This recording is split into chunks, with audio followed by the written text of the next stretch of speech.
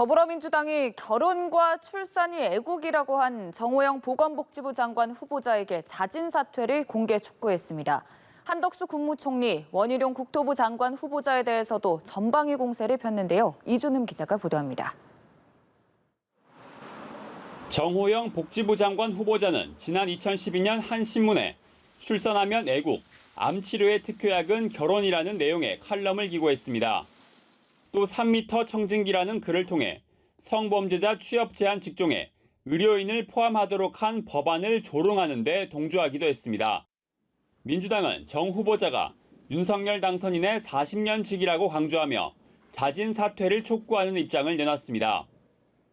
성범죄의 책임을 여성에게 전가한 것으로 이해할 수밖에 없어 사회적 약자를 돕는 보건복지부를 맡길 수 있을지 매우 의문스럽습니다. 정 후보자는 사과의 뜻을 밝히며 쉽고 재미있게 풀어 설명하려는 글이었다고 해명했습니다. 10년이 지난 지금의 상황에서 만일이라도 마음이 불편하시고 상처받으신 분들이 있다면 대단히 죄송하게 생각을 합니다. 민주당은 정 후보자가 경북대 병원장 시절 재산이 3년 만에 20억 원 늘어난 점도 집중적으로 들여다보고 있습니다. 원희룡 국토부 장관 후보자에 대해서도 업무 경험과 전문성이 없다고 공격했습니다.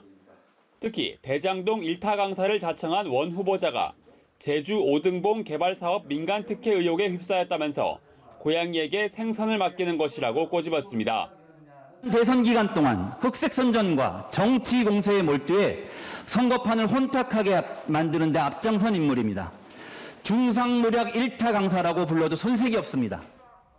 민주당은 한덕수 국무총리 후보자에 대해서도 10년 새 재산이 40억 원에서 82억 원으로 늘었다며 관련 자료 제출을 요구하는 등 전방위 검증에 나서고 있습니다.